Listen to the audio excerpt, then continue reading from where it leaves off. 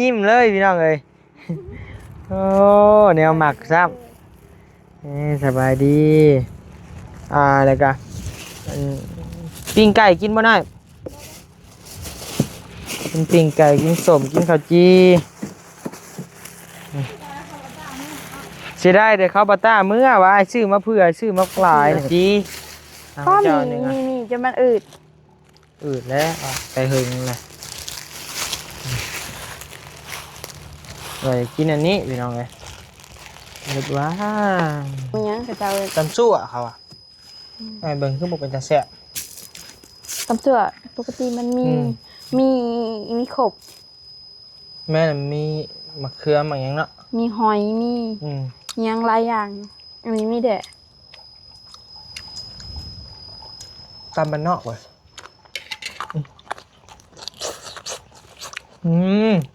ครับเรากินไส้แก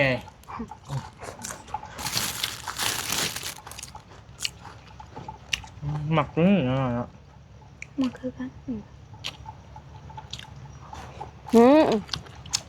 นะเลยไปแหละทางสิคะเขาทางใหญ่บนต้องเห็นแหละในวัดจะเห็นว่าวัดหาในวัด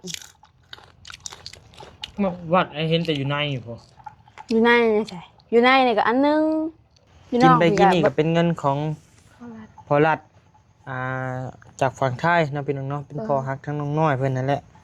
เป็นกระผากเงินมานี่ก็100 บาทขอมาขอบใจทางพอรัดหลายๆเด้อเนาะผมอยู่ของกินเนาะขอขอบใจพอรัดหลายๆเด้อที่ฝากเงินฝากคำให้น้องน้อยจะอยู่ทุกยินก็ขอให้พ่ออยู่ดีมีแห้งความเจ็บบ่อยได้ความไข้บ่อยมีปรารถนาสิ่งใดขอให้ได้สิ่งนั้นสม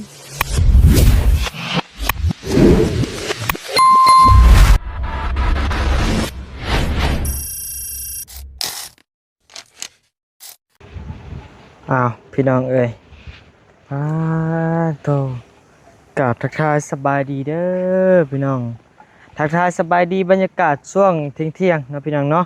กลับมาผมมาพอกับบ้านนิวอีกแล้วพี่น้องเอ้ยเนาะอยู่เฮือนอยู่ซ่านน้องน้อยเช่นเก่าเช่นเคยพี่น้องเอ้ยเนาะกะมาผมมาพอกันมื้อนี้กะ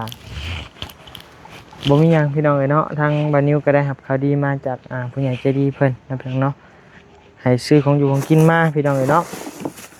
พอดีบ้านนิวก็ได้ซื้อของกินมาพี่น้องเอ้ยเนาะก็ซื้อมาหลายอย่างพี่น้องเอ้ยเนาะคิดว่าบ่ต้าเพิ่นสิอยู่นำก็บ่ฮู้ว่าเพิ่นสิพาผู้ใหญ่มาหั่นน่ะพี่น้องเอ้ยเนาะ น้ำกินวุ้นแล้วก็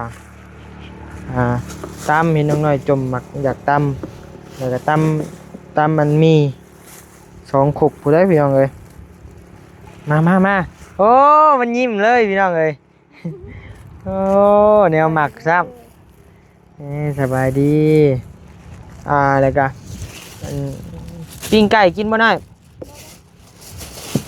กินปิ้งไก่กินส้มกินข้าวจีสิได้เดี๋ยวเขาบาต้าเมื่อว่าซื้อมาเพื่อซื้อมาปลายเนี่ยพี่น้องเอ้ยทักทายสบายดีเด้อมาทุกคนบอกว่าสิอยู่นอกในและต่างประเทศพี่น้องเอ้ยยินดีต้อนรับเข้าสู่ช่อง YouTube บ้านนี้สะพานบุญเด้อพี่น้องเด้อเนาะเอาถ้วยอาจารย์มาใส่หน่อยบาดนี้ตัว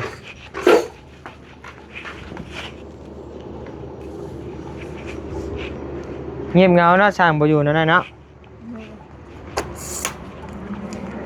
แกะเขาบ่อยู่กับเฮานี่แหละใส่แล้วหน่อย2 ขกคนละ 6เลยมีตำซั่วตำหยังตำมีไอหาชื่อตำทะเลบ่มีทั่วดงเห็นเป็นเมืองใหญ่ซื่อๆบ่มีเนาะยังงึดอยู่บ้านอ้ายบ่อึดได้แนวกินหน่อยว่าเอาดิแบบบ่อึดเลยบ้านอ้ายน่ะแบบย่างไปทางใดก็เตะไปหั่นน่ะขอแต่มีเงินอยู่บ้านอ้ายน่ะไม่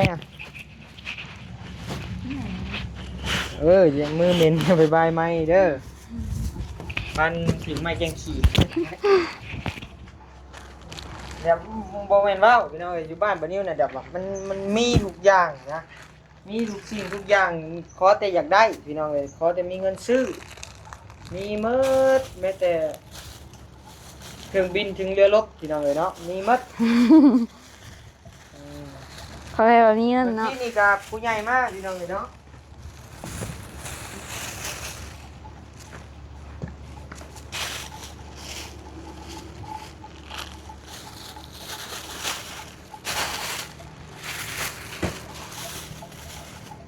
ให้ยังไม่กินข้าวเช้าเลยอ่ะ แม่นบ่ อดไว้มากินน้ำกันหรือว่าพี่น้องเอ้ย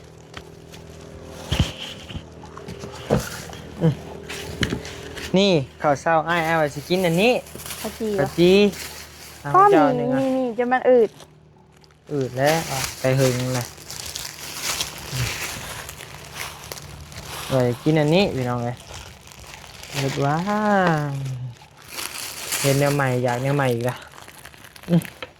เจ้า อื้อหือมาแล้วพี่น้องเด้อ พ่อจะมันอืดเด้เฮียเลย อย่ามันลังเอามันอืดมันไม่อืดน่ะมีสองห่อไว้แล้วก็ตำไปอ่ะ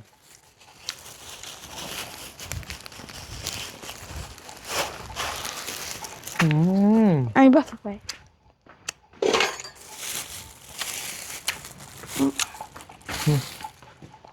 ตั้งครับ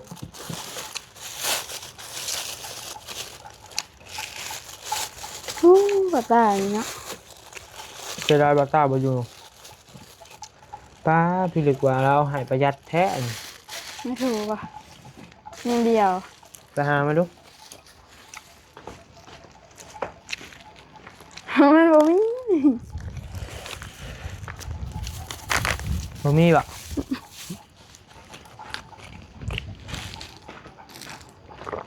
วางมือก่อน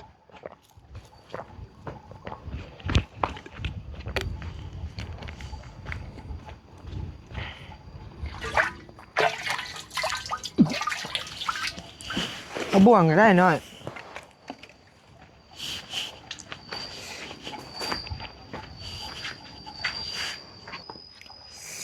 มา ทำไมสมบ่ อืม บ่สมตำอิหยังกับเจ้าเอิ้น ตำสู้อ่ะเขาอ่ะไอ้เบิ่งคือบ่เป็นตาแซ่บ ตำเจือปกติมันมี อืม มีขบ แม่น่ะมี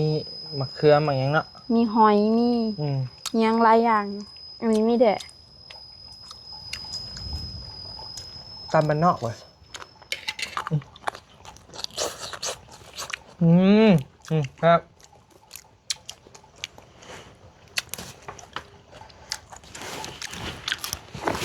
มาเด้อพี่น้องอย่ายั่ว กินให้ประจานเลยวะ เผ็ดว่ะ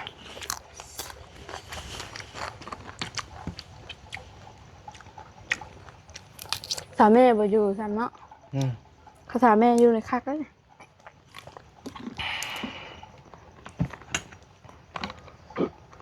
เอาเลย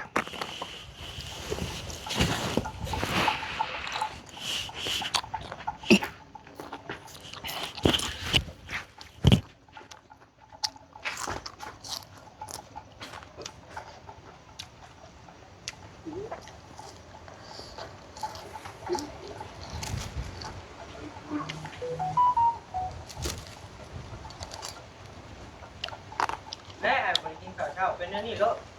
เมื่อกินข้าวบ่ตรงเวลาเหรอ เอาไหมเนี่ยครับคุณแกเผ็ด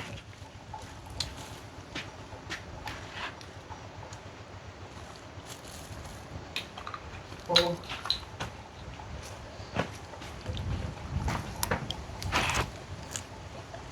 ลงคลิปพี่น้องเบิ่งละ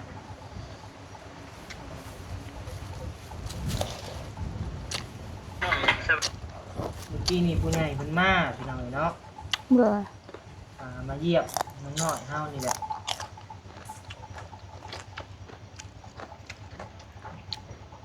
เพิ่นมาแต่บ้านน้องอีหยังก็แต่เพิ่นแวะลงมา น้องน้อง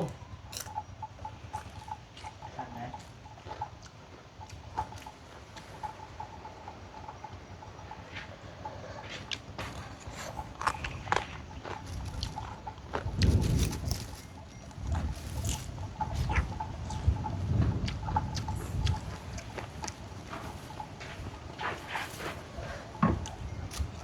ยากพี่น้อย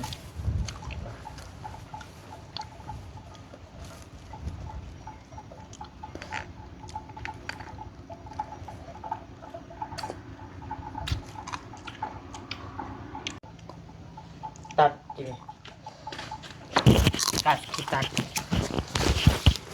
ตัดไป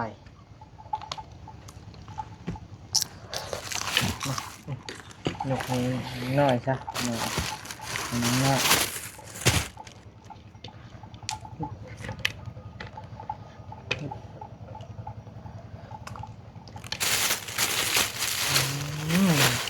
จะถึงสิแหล่แต่แซ่บ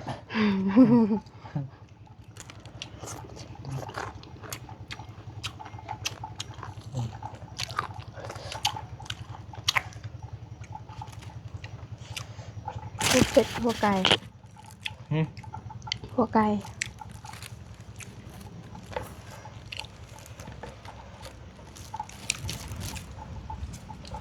เรากินไส้แก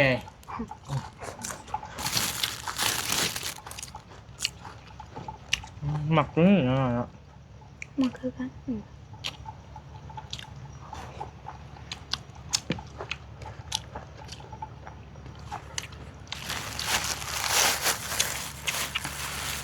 จะชื่ออยู่ใช่ ลงเห็น บนวัดนะบ่อยู่ในพอ อยู่ตลาดหน้าตลาด เจ้า ห้างต้นใกล้นะฮะมันปิด อยู่ในคิดวัดนี่เด้บนนี่จะไปเคยชื่อบ่ บอกขาดทางขามานี่บอก บ่บนวันนะ อยู่ข้างหลังพวก นะเลยไปแหละทางสิคะเขาทางใหญ่บ่ต้องเห็นแหละในวัดจะเห็นว่าวัดห้าในวัด วัดไอเห็นแต่อยู่ในพอ อยู่ในนี่ใช่อยู่ในนี่ก็อันนึง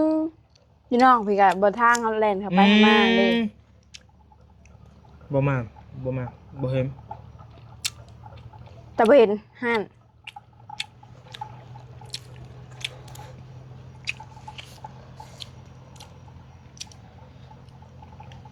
ที่ได้นะซื้อมาเผื่อว่าตาบ่หมดกันในหมดทั้งสองคน บ่เบิดมันหลายเบิดหลายคนบ่กินตาแม่บ่อยู่นะ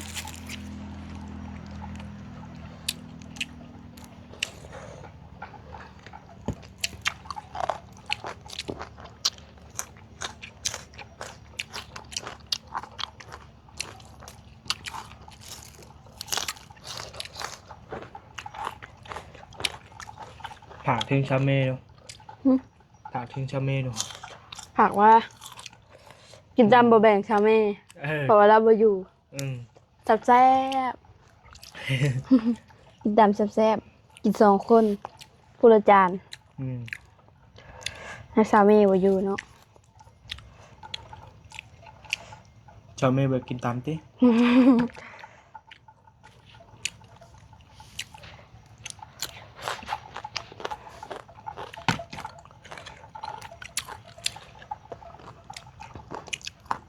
เราสิเบิ่งอยู่บ่คลิปนี่ เบิ่งอยู่แล้วนะชาเมน่าเห็นอ่ะตัดปุ๊บ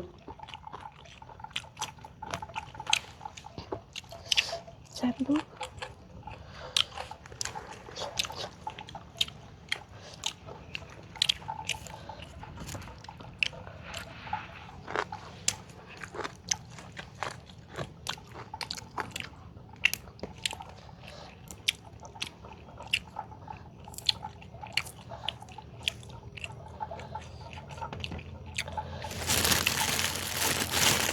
มาเด้อพี่น้องเด้อกินข้าว2คนมื้อ บ่มี ไปก็บ่อยู่สั่งกับเมื่อล่ะ พ่อแม่ก็บ่อยู่ สั่งเมื่อกับเมากับขี่รถล้มซัก เริ่มมื้อเช้านี่บ่เริ่มว่าวัน คืนนี่ โอ้เจ็บเติบอัดเดิบบ่ ถลอกหมด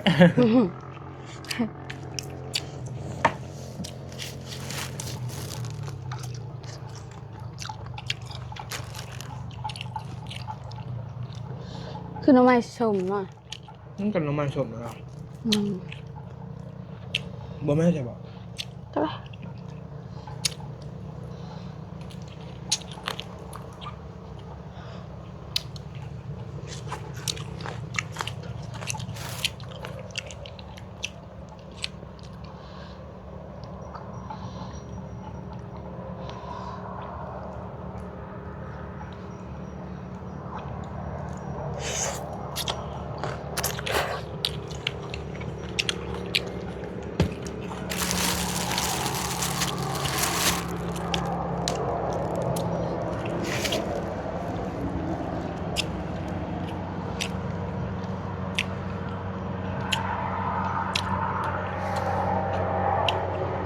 อันนี้50อันนี้40 90อันนี้ไม่เช้า อันนี้เลย รักอันนี้เงินอ้ายอันนี้งามก็เท่าใดเว้ยเจียวเล่น จะไปปะ อันนี้ก็เป็นเงินของ มันคือคิวเล พ่อย ใหญ่ใจดีเพิ่นเนาะน้องน้อยฮู้ดีเพิ่นว่า เลย เจ้าอภัยอาจจะดาวเอา หลายคนทำหมดจริงพออันโตพอฟูอันนะวะ อยู่ไทย หลายคนแห้งทำหมดจริง บ่ หลาย ผู้ได้เติมเนี่ยให้เจ้า พอรัด อืม เอ้ย เป็นเงินของพ่อรัดเด้อหนังเด้อ สงสัยวันนี้ เพิ่นเอาไปแล้วจังว่านะพี่น้องคลิปหน้าคลิปต่อไป ถ้ารุ่นไป มี กัน แนวอยู่มีเซอร์ไพรส์ อย่างเนาะ เซอร์ไพรส์ยังกระยาเซอร์ไพรส์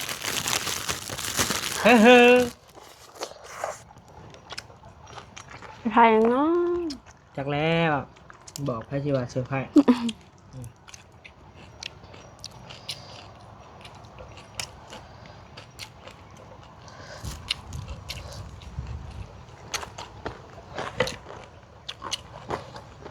อืมแซ่บแซ่บ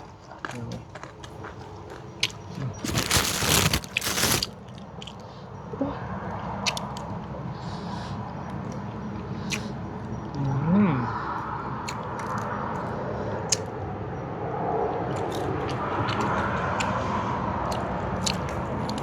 ใครแนมแบบนี้เศร้าเป็นกระเพาะแบบนี้เห็ดซ่องกินซ่องหนึ่งพี่น้อง อย่าง นั่งกินแบบแซ่บๆเลยเนาะ กินคำยังไง มา เห็ ถ่าน ย บ่แบบอันนั้ กิ น นกับน้องน้อยอีกบาทคักชุดพี่น้องเลย เห็นบ่ก็จะเห็นคลิปกินนะ ได้ จะลายกินตอนแรงๆโอ้ย บรรยากาศของหน้าเพื่อนรถชอบเป็นกระเพาะกันเด้อพี่น้องเด้อ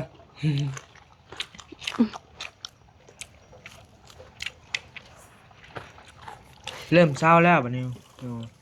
ขี้ตัว แต่ยังบ่เศร้าเริ่มเศร้าแต่ยังบ่เศร้า โอ้เริ่มเศร้าเริ่มเลยชื่อเนาะ อืม แต่ว่ายังบ่ฮู้ว่าสิเศร้ามื้อใด ตั้งแต่มื้ออื่นตื่นมาเศร้ากับมิ คำมันเศร้าก็ไว้คำมันเศร้าก็ดีคำเศร้าไว้ก็ดีคือกัน อืม มันจะบ่ได้ทรมานเนาะยามกินข้าวกินหยัง อืม มันได้กินหมดทุกอย่างเลย อืมบักละง่องบ่มามื้อนี้วะ มันยังบ่เห็นคนเลย ไม่ของกินหลายหรือบ่มาบ่ฮะอืม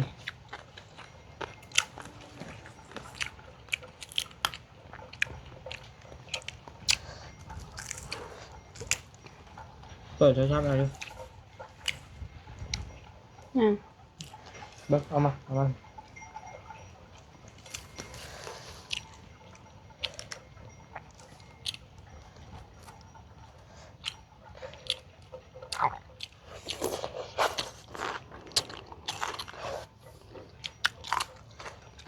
อืม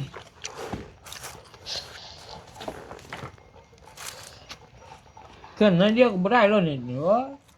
อืม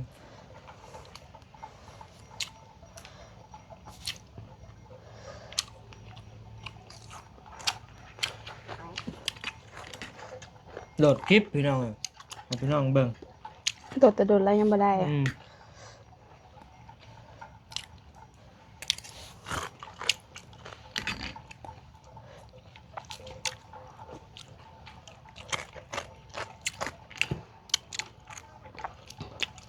อันนี้คือมันจะคีบกระเทียมเนาะ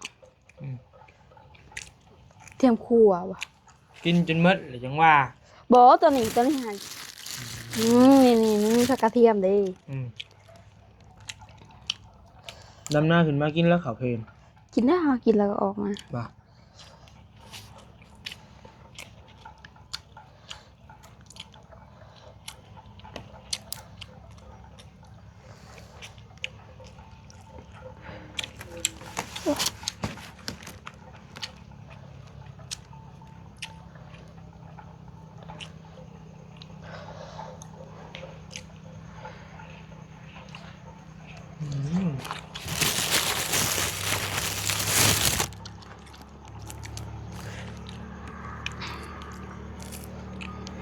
กูมากินข้าวอิ่มคักเลย เฮานี่อิ่มแล้วกินแล้วก็ออกมา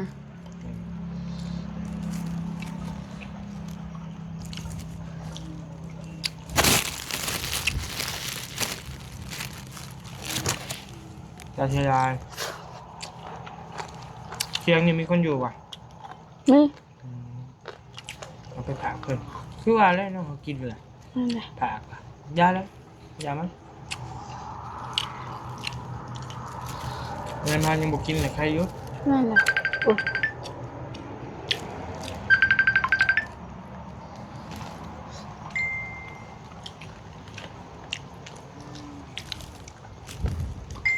บาร์บี้ก็ยังบ่เห็นอยู่เนาะว่าสิมายังบ่เห็นอยู่ บะหมี่สิมาป่ะ ให้โทรมาออกมาฮอดแล้วบ่าวะ ดีแล้วเรามาอาจจะมีโม จักกันบ่ส่งแล้วว่ะ มาแล้ว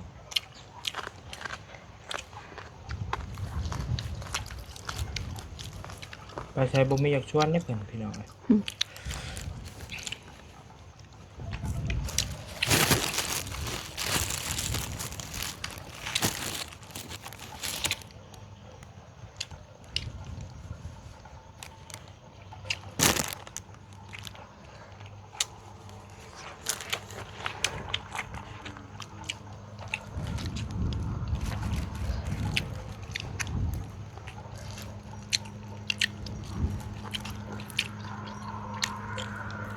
เขาฝนสิตกนี่เนาะ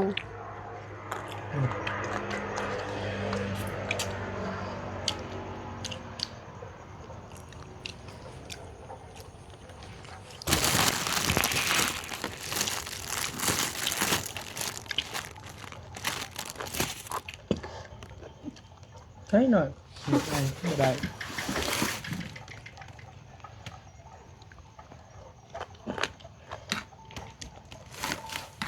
เหนื่อยน้ำสัญญาณบ้านหน่อยพี่น้อง เนี่ยเนี่ย ปั๊บพี่น้องเอ้ยน้องน้อยเจ็บท้องกินนี่แลนสัตว์ลงป่าไว้ปัญญังพี่น้องเนาะจำนำไม่ให้เลยเนาะลองไปแดกเหี่ยได้เลยนี่ นี่ก็แม่นนี่ ย้ำมานั่งนี่ก็ได้ไหมผมมาขอบใจเพื่อนแล้วก็จะได้จบคลิปแหละพี่น้องเอ้ยเนาะกะกินไปกินนี่ก็เป็นเงินของพอรัดจากฝั่งไทยเนาะพี่น้องเนาะเป็นพอฮักทั้งน้องน้อยเพื่อนนั่นแหละเป็นกระผากเงินมา500 บาทพี่น้องเอ้ยเนาะแต่กะซื้อไปหมด200 กว่าบาทแต่กะบ่เป็นหยังเงินบ่นิ้วคือดันมี่แล้วพี่น้องเนาะเดี๋ยวจังว่ากันเรื่องเงินนี่เนาะเดี๋ยวไปเบิ่งคลิปหน้าพี่น้องเอ้ยเนาะ โดย สำหรับคลิปนี้ก็ขอขอบใจทางพอหลาดหลายๆเด้อเนาะผมอยู่ของกินเนาะโดยขอขอบใจฝรัดหลายๆเด้อที่ฝากเงินฝากคำให้น้องน้อยสิอยู่ทุกยิ่งก็ขอให้พ่ออยู่ดีมีแห้งความเจ็บบ่ให้ได้ความไข้บ่ให้มีปรารถนาสิ่งใดขอให้ได้สิ่งนั้นสมความมุ่งมั่นปรารถนาอย่าเจ็บอย่าจนลำรวยๆเด้อพ่อเด้อสาธุ ถูกพี่น้อง FC ทุกคนเนาะทางบันนี้ก็สิขอโตวลำลาก่อน เดี๋ยวพอๆกันใหม่ในคลิปหน้าสำหรับคลิปนี้ลาไปก่อนแล้วสบายดีปิดกล้องหน่อยเฮ้ยอิ่ม